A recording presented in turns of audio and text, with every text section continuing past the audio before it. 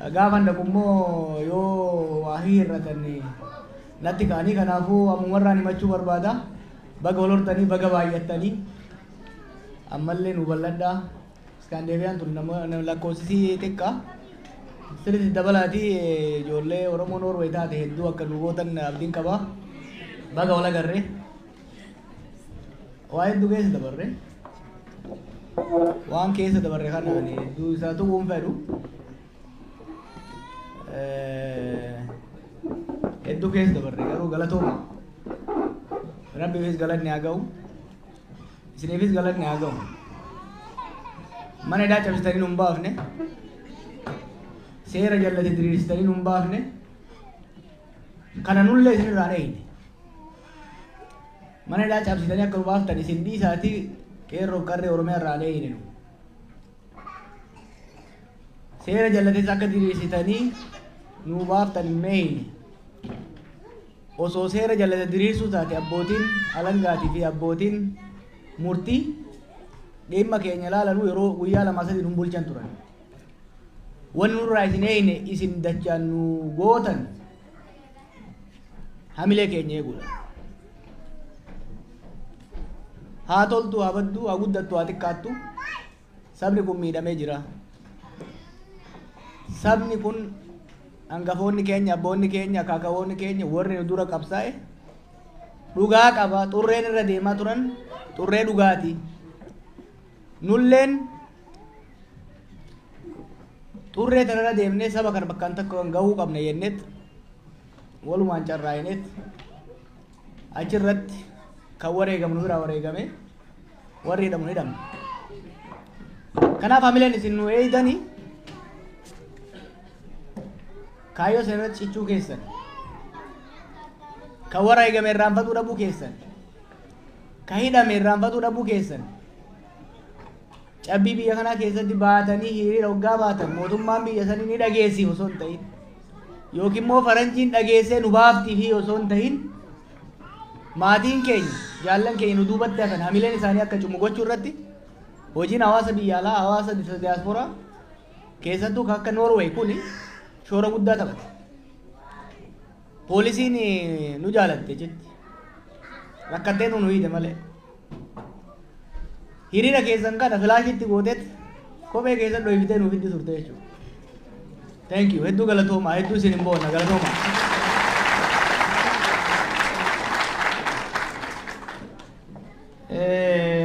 Biyyi tunis biyya galataati. Biyyi Noorwee biyya galataati. Isin warra as jiru dhiisaati ummata keenya Minisootaatu mishinii Swiidinii fi Noorweeyitu achi geessee qubachiise beeka. Biyyoota Awurooppaa keessaa warri dura Oromoof dirmate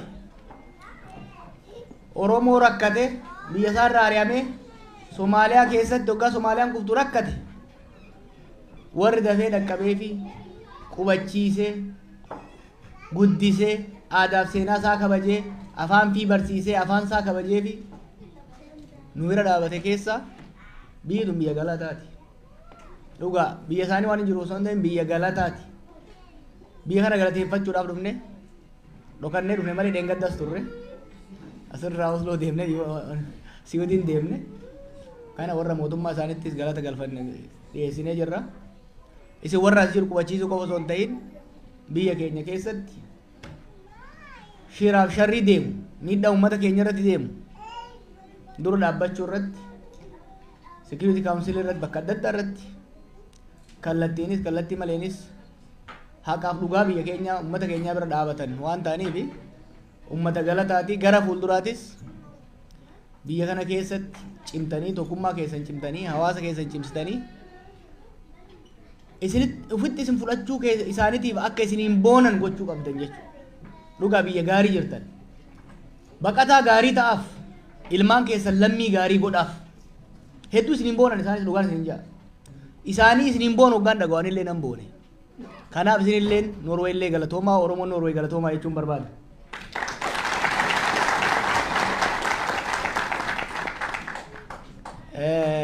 Har'a haasaa caalaa marii goona waan hin sodaanneef Muktaar Usmaan gaaf tokko biyya dhufeeti yeroo viidiyoo tokko gaafiin wat godhee bakka dhaqan dhoorginaan gurbaan na bira dhaabatu maqaan dha'u fuuraa turraachitu eegale.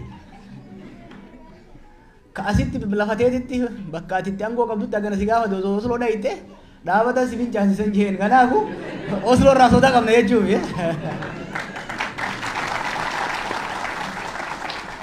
Magaalaan akka Osloo fi Torontoo magaalaa qabsoonni gameeyyiin gurguddaan keessa jiran.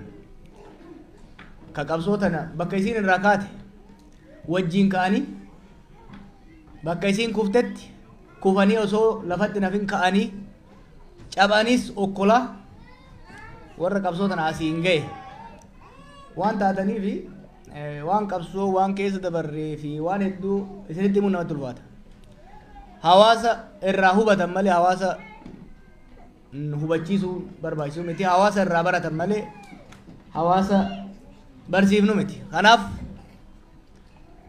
Osloo hoggaan dhufu sirriitti itti qophaa'e hoggaan immoo makiinaa keessa ka'ee gaaddisaan faana fidan immoo na harkaa facaate hedduun si. Kanaaf isin irraa barachuun barbaada. Dura bu'aan keessan duruu na eegale yeroo dheeraa ol beena nama amma rifeensa qaba gaafa isa beeku. Dhukkeen irraa kaasaa dura gaas dubara paaltoof irraa kaasee jechuudha. Kanaaf duruu na eegale. Kanaaf marii bal'aa goona. Eegani hidhaa bahee callisee interviyuu kennee as haasaan guddaan godhamaa jira. Saba keenya gidduutti mariin guddaan godhamaa jira. Dibeet guddaan godhamaa jira. Kun xiqqoo waan sirrifachiise natti fakkaata. No, irrifatina. We are a deliberative society. Ummata mariiti. Oromoon yaada dhiyeessee odaa jala taa'ee yaada sanirratti dhukkee walirraa kaasee waliin mari'atee hanga walii galutti jalaan ka'u. Kanaaf marii ammaa kana by design itti yaadeetiin eegalchiise kan akka beektaniif. Waa lama irratti marii kan qabu. Tokkoffaa biyya keenya keessatti nagayaa barbaachisaa. Humnoonni wal lolaa jiran mootummaa irraa kaasee lolaan biyyi ijaaramu waan hin jirreef kaleessas dongora jechaa ni turre har'a dongora ta'uu isaanuu gubatanii waan arganiif gara nagayaatti haa dhufan kaja'u kaaftee jirra. Kun marii guddaa kaasee jira. I'm glad kaasuu isaatti immoo ittiin gammada. Itti yaadeetiin maaliifi wantoota hedduu callisaniitu yoo ka deeman taate hin ta'u. Meeritiin isaa sirriitti ilaalamuu qaba jechuudha. Warri mootummaas ilaaluu qaba. Qabsaa'onni keenyas ilaaluu qaban akka hawaasaatti. Dhumaatiin Oromiyaa keessatti deemaa jiru, wal fixiinsi deemaa jiru, waan nu dhukkubsu alatti, caalatti, fuuldurri dhufaa jiru baay'ee waan na sodaachisuuf dhimmoota kanaan dhodhoo isaan maaliin fayyiftu akka jedhamanitti dhodhoo isaadhaan bira dabruu osoo hin taane rakkoo Oromiyaa keessa jiru ifatti baafnee irratti mari'achuun uummata kanaaf barbaachisaadha jedhee waan hin amaneef marii kana immoo yoo akka kiyyatti gogaansa naacha ta'e taate malee namni kun kaasuu waan sodaatuufin kaase tokko kana.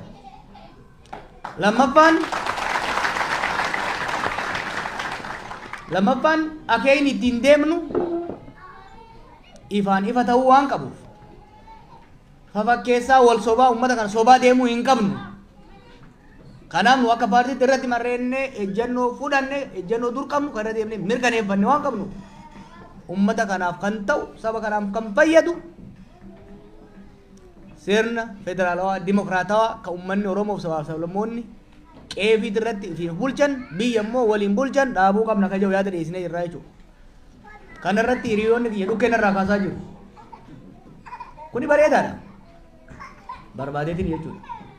Now we are talking. Amma Oromoo keessatti amma Oromoon waa'ee Oromoo haasawuu eegalee jira jechuudha. Manadhaa keessa teenyee wanni ilaalaa turre Oromoon waa'ee ofii dhiisetti waa'ee Ormaa laala. Waa'ee Ormaa haasaa ture. Maal nu rakkoo dhabneeti? Maal nuti rakkoo dhabneeti? Namni keenya dhumaan jiru ka dhumaati Ormaa boo'uun gaarii. Ofii boo'uu qaba namni. Qabsoon teenya dagamtee rakkoon uummata keenyaa dagatamee qabsoo Ormaa goonni keenya dagatamee goota Ormaa lalisuurra turame namni. This is not acceptable. Sabni guddaan akka Oromoo dhimma isaa mari'achuu qaba. Oromoof dabartu malee nama biraatiif naannoo san hin dabartu. Kanaaf mariin amma godhamaa jiru, dibeetiin amma godhamaa jiru, lolli jecha amma godhamaa jiru saba kana ni fayyada malee miidhu sodaatina. Sirriitti dibeet goona itti gadi buune. Ishuuleen hedduun bayaa jiran. Kanarraa kaanee mariin amma godhamaa jiru marii constructive ta'e. Namoonni amma tokko miiraan deemanii wal kokocholuun jiraachuu danda'a. Tana daran illee keessa dabarre beektu miti baroota 2011 baroota 2001 2003 2004 dabanat faal tokko oo dargoggooyyii taate malee warri dulloomin beekna. Tana caalaa keessa dabarre qaramne keessa dabarre jechuudha. Ammallee konfiyuuna keenya keessa ni baana. Kanarraa ka'uun yaadota lamaa tokko dhiyeesseetiin waltajjii isiniif kenna. Mariin ammaa kun maalirraa ka'aa? Confusion afaan fajjiin amma uumamee waggoota lamaan sadan afran dabre kana uumamee kun maalirraa ka'e? Afaan fajjiin jira. There is a confusion waggoota afran dabre kana keessatti. Confusion santu amma mariidhaan dhooyaa bayaa jira. Confusion kun maalirraa ka'e jennee oggalaallee if duuba deebi'uu qabna. Waan qabsoon teenya keessa dabarte tokko tokkoon xiqqoo haa dabarru ilaalla. Qabsoon teenya Haile Sillaasee irratti eegalte. Zaman Haile Sillaasee san hoggaa Haile Sillaaseen kufu qabsoon teenya 75 hamma 79tti confusion akkanaa kana keessa seente. Maaliif? Yeroo Haile Sillaaseen dhufee lafa qonnaan bulaaf deebisu amma hoo jecha maal irratti akeeka kam irratti hedduu nu jalaa nyaatee qabsoo teenyas xiqqoof duuba deebise. Kanarraa ka'a. As dhiibaa darguun ni kufe. Darguun ni kufe. 91 ni dhufe. 91 hoggaa dhufu gaafiilee Oromoo ijoo fakkaatan ijoo ta'an akka deebisuu fakkeesse. Hubadhaa darguunis lafa guutuutti hin deebine nan deebise malee haga tokko deebise. 91 mallasaan dhufetti gaafii Oromiyaa jiru naannoo Oromiyaa akka dhaabattu ayyame. Gaafii qubee ni deebise, afaan Oromoo ni deebise, gaafii eenyummaa ni deebise. Kunis qoqqoodama fide. Fakkeenya tokkoon barruu tokko dur kan indoo isaanii darraabs tokko warri agartan transforming Oromo movement kan jedhu I think 2009 or 2010 kan hin barreesse. Tarsiimoo qabsoo qeerroo kan itti baafne jira barruu gara fuula 40 amma iccitiin qabu dubbisuu dandeessan. Barruu san keessatti wanni nan kaa'e tokko ture. 91 irraa kaasee haga tarii 2010 boodaatti hawaasa keenya keessa afaan fajjii fi falmiin guddaan murnummaan guddaan dagaagee deemaa ture. Maddi isaa maali uga jettan 91tti gaafiin Oromoo gamisni deebi'ee gamisni waan hafeef. Gamisni deebi'ee gamisni hafe. Fakkeenya tokkoon kenna barruusa keessatti. 92 fudhadhaa. Sochii Oromoo Galaasaa Dilbootti hoggana. Uf duba deebi'a. 75 Taaddasaa Birruuti fuulli isaa. Yookiin immoo 67tti uf duba deebi'aati yeroo amma Taaddasaan faan dheeraa dhaqan. Taaddasaan dheeraa dhaqee alagaa jalatti bulaa jirta, alagaan si saamaa jira, afaan keetii fi aadaa kee si ukkaamsaa jira yoo jeeni qonnaan bulaan dheeraa qonnaan bulaan Arsii fakkeenya baay'een barbaadu. Maaliif si soof irboo safara? Maaliif mana murtiitti bakka araddaatti si maabaloo dubbata? 92 Galaasaa fuutanii dheeraa yoo geessitanii waan Taaddasaan jeesan yoo inni kaja'u taate ummanni hin dhaga'u. Maaliif Shinaabbaachoo Difaambaachoon achi irboobsisoo guuraan jiran? Maaliif simaabiloon hin jiru afaan isaatiin kalee afaan ormaatiin dhiitama amma afaan ormaatiin dhiitamuu eegalee jechuudha. Now what to? This confusion is very important. Gaagama crisis qabsoo Oromoo keessatti 90 ramarraa kaasee probably hanga 2014 qabsoon qeerroo eegalutti gaagama mooraa qabsoo Oromoo keessatti uumamteef sagaltamii tokko akkaataan itti mootummaan deebii Oromoo gaafii Oromootiif deebii itti kenne murteessaa ture jechuudha. 2018 waggaa fudhanne ammas chaalenjii biraa keessa seene. Qabsoon Oromoo dhiibee sirnicha kuffise. Amma rakkoo guddoo seenne. 75 74 91 Orma irratti qabsoofne kan aangoo irratti deebi'es Orma. Sirni cunqursaa kanuma Ormaati jechuudha. It is an repression by the other. Kuma lama kudha saddeet Orma irratti qabsaa'uu akka hin dandeenye taane.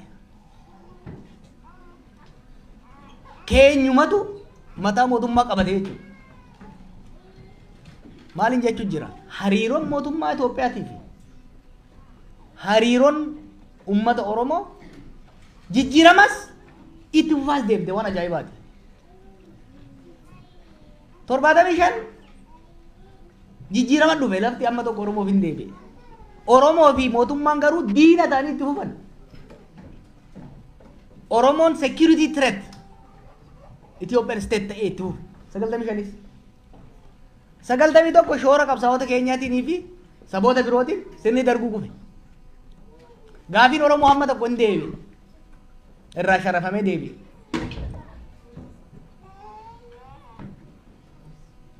Miidhamte? Dargaggeessa waan taatu mataa jabaa qabdi.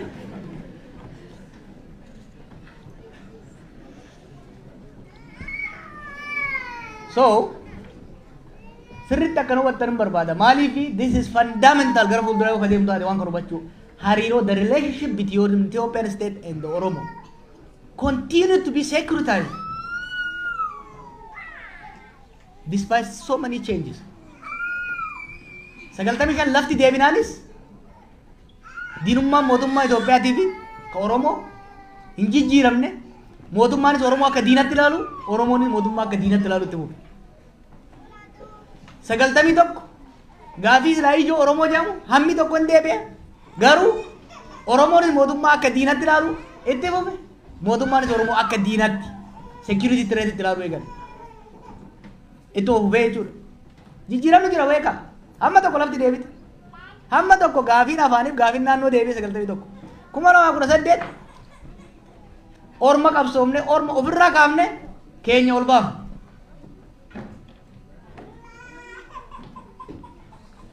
Down wayyaane jenne eega jala buufne booda amma nama keenya tongoo qabate. Yet hariiroon Oromootii fi mootummaa Itoophiyaa diinummaadhaan itti bu'e. Kun wanni Dr. Gammachuun jedhu rakkoon Itoophiyaa Oromoodha rakkoon Oromoo Itoophiyaadha jedhu kanarraa ka'aa jechuudha. Kana erga ta'ee gara fuulduraa naanna'u irratti waan kana sirriitti hubatanii fireem gochuun barbaachisaadha. 91 fakkeenyaaf akkaataan sirna olaantummaa Amaaraa irratti itti qabsoofne sirna olaantummaa murna Tigraay irratti itti qabsaa'uudhaaf hin hojjetu ture tarsuumuusaa maaliif naan jedha. Sirni san duraa darbuu duraa kaasee hanga Haile Sillaasee irra ture direct rule hordofaa ture. Ormatu qe'eerra dhufee ummata bulchaa ture. Direct rule ture. More French style ture.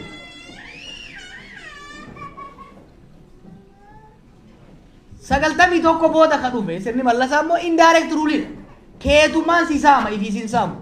Sirni Haile Sillaasee directly qabalee ramma gandatti sirna gad diriirsee extractive exercise hojjeta ture resource bukaasuudhaaf.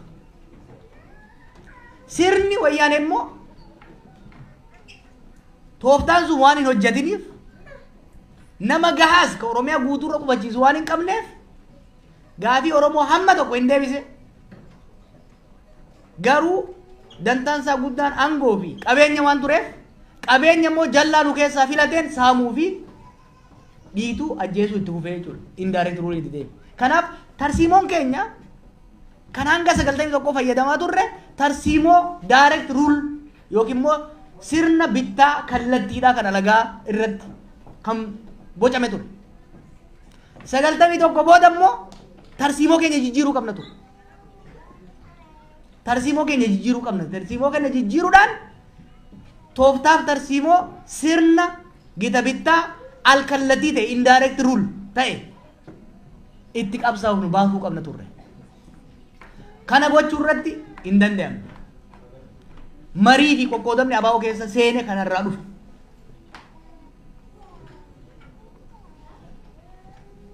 Fast forward to 2018.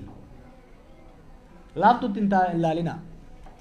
Akkaataa sirna amma dura sirni amma immoo fundamentaalii jijjiirama guddaa jira.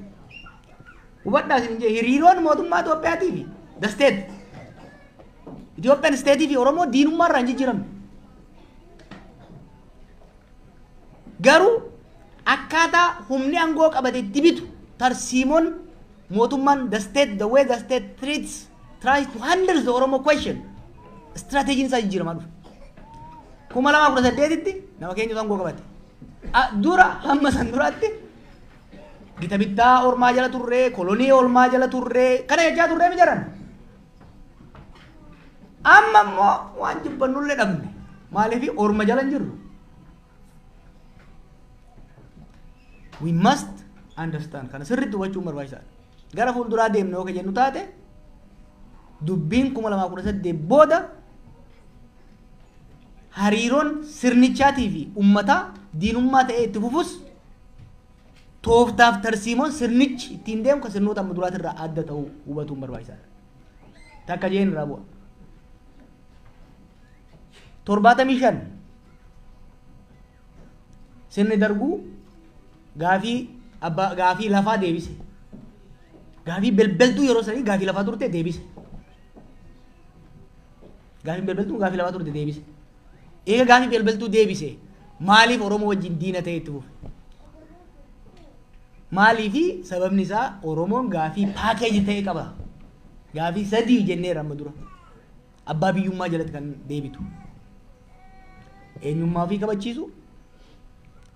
Qeefii irratti qabeenya ofii irratti abbaa ta'u mootummaa isaa ta'uun filachuu. Mootummoonni dhufaa dabraan garuu kana keessa takkuma qofa takkarraa nusa ishii fuudhanii deebisaa deeman.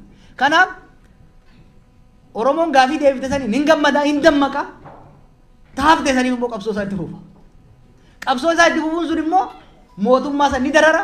Kanaaf hariiroon diinummaa the securitization of the relationship between Oromo and the Ethiopian state continued. Kumala sagaltamii tokkotti gaafii ijoo Oromoon yeroo san ittiin socho'aa ture warra dura turtallee beeytanii gaafii Oromiyaa dhaabuu gaafii afaan ofiitiin barachuu ni deebise. Garuu gaafii guddicha tokko hin deebine. Maaliif Oromoon Oromiyaa dhaabbachuu barbaadeera, afaan ofiitiin barachuu, aadaa fi guddifachuu barbaadeera. Garuu waan tokko barbaadeera san caalaa. Oromiyaa fi irratti ifiin bulchuu barbaade. Afaaniif aadaa ofii ifiif guddifachuu barbaade. Kana gochuudhaaf immoo mootummaa ofii qabaachuu qaba ture. Mootummaa ofii filate. Sirnichi immoo hamma tokko irraa kennee mootummaa kennuuf dide. Kanaaf hariiroon diinummaa ta'u. The way the state functions is very interesting. State only yang kun afaan Oromoo waan hin jirree fi mootummaa illee miti government miti state. 2018 gaafiin guddaan nuti oofaa turre sirni alagaa kufuu qaba. Sirni Oromoo dhufuu qaba jennee deemne. Inuma dhufe. Nama Oromoo aangoo irra nu kaa'e sirnichi. Sirna Oromoo garuu ijaaruu hin dandeenye. Maaliif Oromoon kan gaafate Ormi akka nurraa ba'u barbaanne irra garuu nama nu barbaanne nama nu filanne sirna nu filanne kan nu bulchu barbaanne. Sirnichi abbaa irree nu kenne jechuudha. So unfortunately hariiroon mootummaa Itoophiyaatii fi ummaticha jidduu jiru hariiroo diinummaa ta'ee itti fufe. Kana sirriitti hubatanii deemuun barbaachisaadha. Akkamitti haa deemnu? Bakki irraa ka'uu qabnu tooftaaf tarsiimoon mootummaa Itoophiyaa Ethiopian state jijjiiramuusaa akka duritti alagaa irratti orma irratti qabsaa akka hin jirre keenyuma irratti akka kalee agaaziin hin jiru sirni darbuu hin jiru amma kan jiru keenyumatu keenyan wal lola jechuudha. Kun nama baay'eedhaaf liqanfamuu diduu danda'a. Miti. The state has reinvented again using our own men and women. Haala kana keessatti fuuldura Oromoo yoo carefully deemuu baanne waggaa 20 wayi qisaasne jijjiirama sirna darbuutirraa gara wayyaanee dhufe san sirritti hubannee tarsiimoo jijjiirama saniin madaalu baafnee deemuu dadhabuu keenyan gara waggoota 20 wayi qisaas boodarra kana hubannee tarsiimoo saniin gitu keessaa tokko ni yaadattan. Tarsiimoo saniin gitu keessaa tokko qabsicha gara magaalaa galchuu, qabsicha gara lafaa fi risoorsiidhaan wal qabatu middle class ta'ee wal marjii godhe kanaan wal qabatu jijjiiruu ture. Bal'aadha yeroo biraa kitaaba keessatti barreessee waan jiru ni agartan. Amma hoo sirna abbaa irree alagaa irratti qabsaa'uun fi sirna abbaa irree ofii irratti qabsaa'uun tarsiimoo adda addaa hordofuu qaba. Ara xiqqoo teoreetikaaliin ta'e dheengadda ijoollee dhaabsisaan ture bakka biraatti. Sirna abbaa irree ormaa jechuun nama alagaa lagagamaa dhufee waa si jalaa fuudhe yookiin immoo si miidhe abbaan keetis adeerri keetis obboleessi keetis si wajjin ka'eet reebee ari'ee yoo barbaachisaa ta'e ajjeesee haaloo siiba tokko ta'e jechuun maatiin kee orma kaasu. Sirna abbaa irree ormaa akkasiin irratti qabsaa'aa ture. Sirna abbaa irree mataa keetii jechuun immoo nama jallaa obboleessa kee jallaa jechuudha. Obboleessi kee jallaa yoo si falate yookiin immoo hatee yoo si miidhe si araarsuudhaaf waan isaame si deebisuudhaaf maatiin si bira dhaabachuu danda'a. Caccabsee daaree akka godheen haaloo irraa baay'ee jette garuu maatiin kee bakka lamatti baqaqa. Haateetiif abbeetu waliin ta'an. This is fundamental. Laafuutti ilaaluun barbaachisaa miti jechuudha. Akka kalee deemnen karaa kalee deemne jennaan we will go to a very dangerous path. Tokkoffaa tokkummaa Oromoo rakkoo keessa galcha. Maatii keessan beektan maatii keessan namni lama wal lollaan haga fedhe tokko jallataa tokko qajeelaa haa ta'u maatii addaan baqeessa. Oromiyaa keessatti maatiin Oromoo adda baqaqee jira amma. Oromoon keessattuu baay'ee bifa nama gaddisiisuun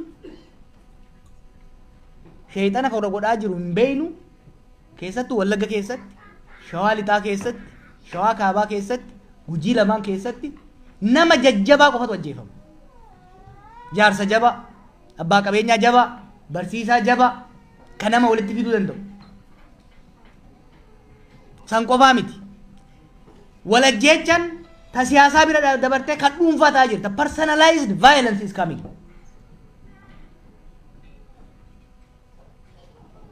Humni lachuu akkuma kaleessi jee Oromoof hin dhaabadhaa jira. Warra biltiqinnaa akka fagoo ilaaltan kanaaf yoo tisiitanii ilaaltan warra siyaasaa osoo hin ta'in keessattuu warra qawwee harkaa qabu warra kaan ilaaltanii Oromoon aangootti dhufeera. Pay attention to this. Oromoon aangootti dhufeera. Dhiiga meeqaan aangootti dhufne haa toltu haa baddu amma gadhiifnan ormatu gara biraatii dhufee qabataa kanatti hin deebinu kanaaf lolaa jirraa siin jaa obboleessa isaatiin lola beeku.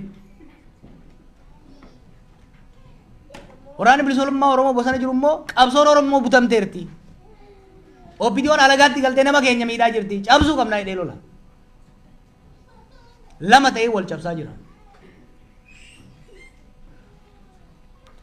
Kuni wal mo'achuudhaaf baay'ee ulfaata. And I don't believe it's a winning strategy. Warri mootummaas yoo dhuguma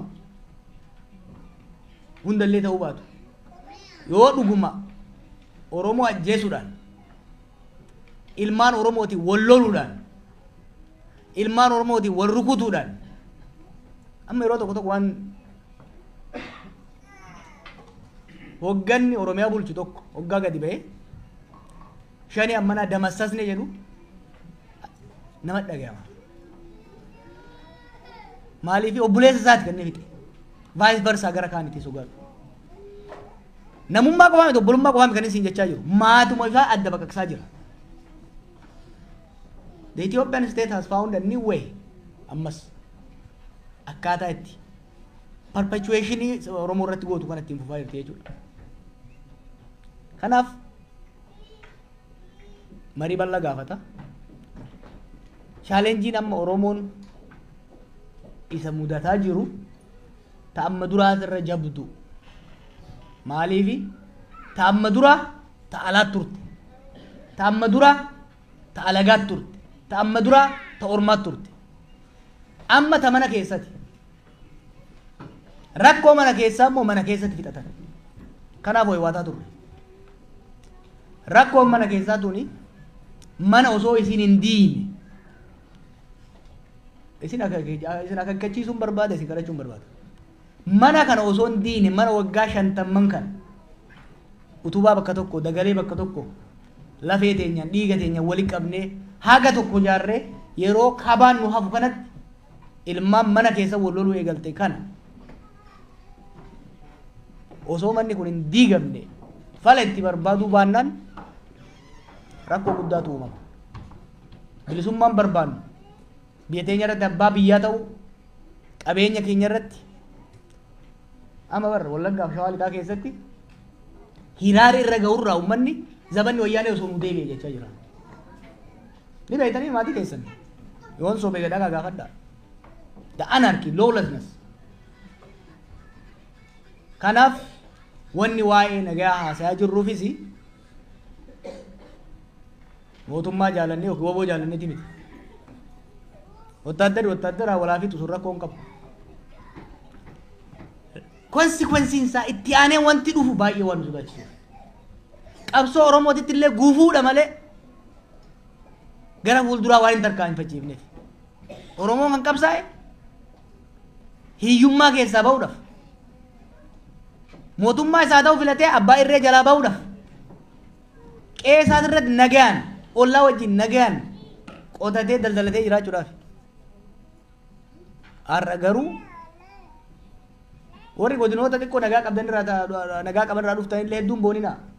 Ibiddi kun bakka hunda ol gahaa jira. Mana hunda waliin gahaa jira. Kana dhaabsisuu baannaan akka kiyyatti rakkoo guddaatu dhufa.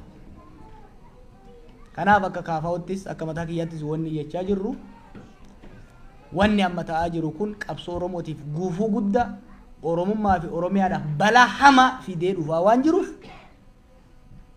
mootummaanis akka mootummaattis balaa guddaa waan itti fidaa jirtuuf biyyallee qilee buusaa waan jiraniif qilee kanarraa dhaabanii akkuma Oromoo wajjin wanni ajaa'ibaa Oromoon garaa walitti jabaata Oromarraa. It's ironic, isn't it?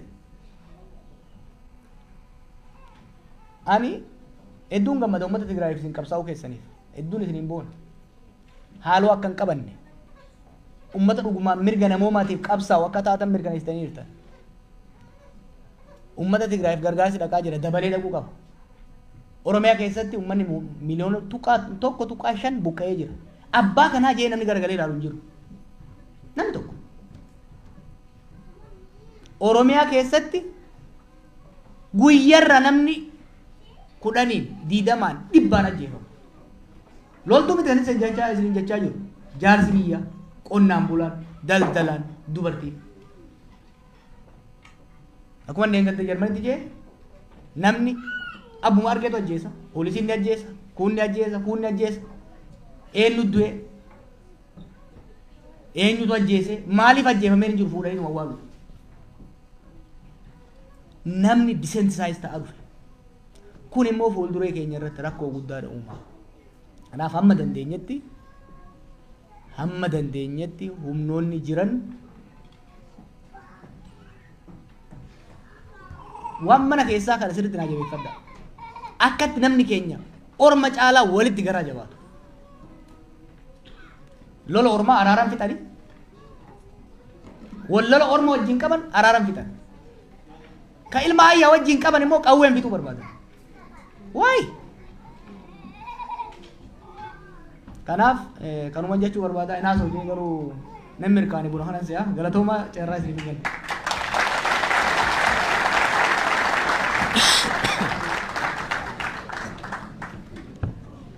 Kom. Iya. Gaya doang bodoh. Sedang lagi selfie tadi.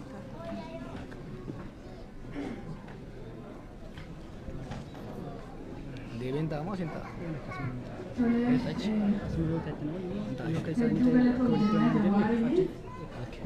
Ansiladan orratti akka waa'ee hacaaluutii fi yaadannoo gochuudhaaf dursa gore maaliif baay'ee ofii kootii sagantaa mataa kootii